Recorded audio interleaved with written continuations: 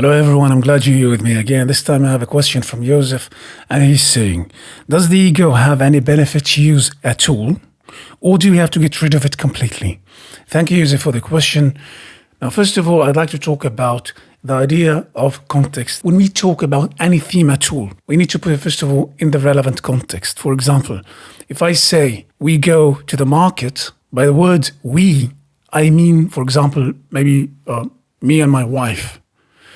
But when I say we need to work on that project, then I don't mean by we, me and my wife, but maybe I mean my team. I and my team need to work on that project.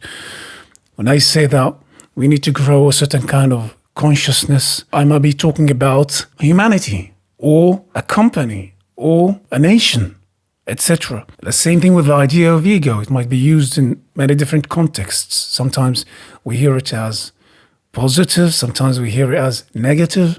So we need to put it in the relevant context in order to understand what it means there. I know it's the same term, the same pronunciation, but it has a totally different intention and approach. So when I use the term ego, we need to pay attention to the context, and I might be using it in 3 different contexts. Of course, I'm not talking about the 3 kinds of ego of Freud. It might be similar, but not exactly, because I talk about the consciousness of ego, the perception of what ego is. And again, I might be talking about 3 kinds of consciousnesses here. The first one is the primal ego. It means that everyone is born with that. We need it in order to move into action that is relevant to our survival. Hunger, fears of certain dangers, and many other motives that are based on the basic needs that are necessary in order for us to survive. And I talked about this also in the past. What are the basic needs? And it's not only physical needs, but also emotional needs and even spiritual needs that, yes, are connected to our survival. This is the primal ego. After that, we have the narcissistic ego. And this is a different kind of thing, because if you remember, we talked in the past about motives and light motives. So light motives are kind of things that appear as necessary, but they are not. They trigger that kind of urgency, but they are not urgent. Best example is when somebody's smoking. He would feel that he needs the cigarette urgently. But actually, if he doesn't smoke, he wouldn't die. But if somebody doesn't eat, if somebody doesn't breathe, if somebody doesn't drink water, if somebody doesn't sleep, if somebody doesn't get warm in the cold, so one would die. Now, the light motives appear as if they are necessary and urgent, but actually they are not. We know that also from instant gratification, where people feel urgency to possess a certain object, but actually that urgency and that motive is not a survival motive, but rather a light motive. It's a motive that is triggered out of the programming and the belief system, the social belief systems. We know that in narcissistic environments, where people grow some sense of entitlement, where they perceive their luxury as more essential than others' basic needs. We see today the crisis in the West, that people are not demonstrating, for example, for work and food and functional bureaucracy and survival, but rather many countries, they say, you take my freedoms, I can't go to a concert. You take my freedoms, I can't go to the cinema. That sense of luxury, they associate vacation as necessity. People are not conscious of what is basic, what is life, what is survival. And of course, the global crisis now is triggering that again, and hopefully also changes that consciousness and changes that perception of reality to make people differentiate between luxury and necessity. Because for some people, to go on luxurious vacations, that is more important than refugees that die in the ocean. The death of refugees in the ocean is meaningless. But my vacation, that is the level of lack of empathy and compassion and understanding what this world is made of. And this is a lesson that humanity needs to go through, and hopefully we grow some empathy and move to the next level. So the first ego, if somebody gets hungry, they might steal because they want to feed themselves and to feed their kids. But the narcissistic ego, it's not necessary to get hungry in order to steal. It can be out of jealousy. It can be out of pride.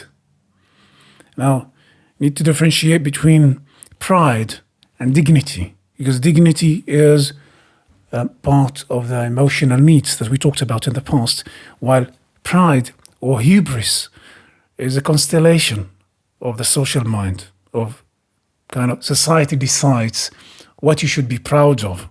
So you see people that are proud of their skin color, but they are losers. But this is the only thing that they can be proud of because it makes them feel good about themselves while they are losers. And some others are proud because they put a piece of cloth on their mouth, but they are losers.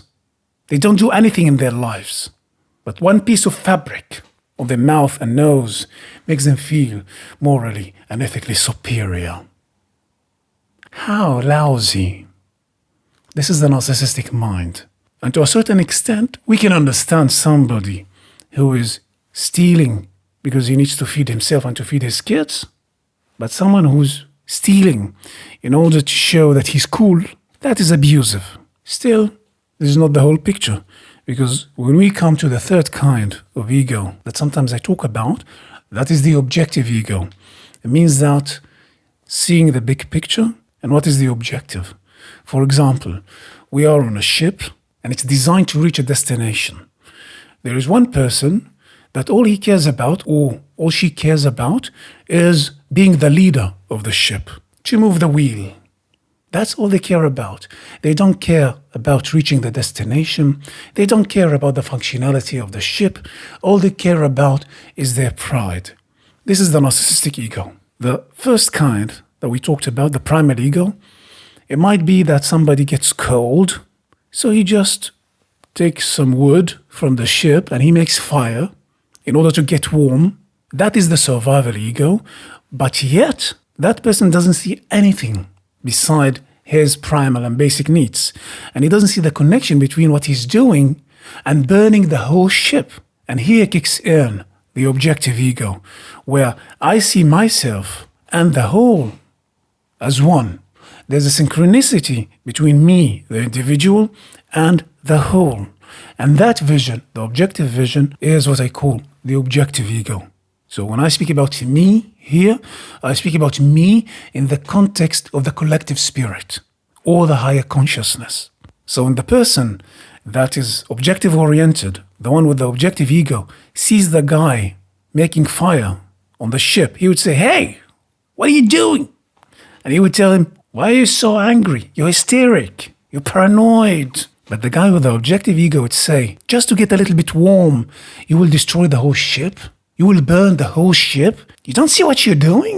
But the guy with the primal ego doesn't see because all he thinks about just now to get warm a little bit. On the other side, we have the person with the narcissistic ego that from their point of view, it's okay to throw everyone to the ocean so that they can have the ship for themselves and impress the girls and the people around, and everybody should look up to them because they own a ship on their own and everyone is swimming in the ocean.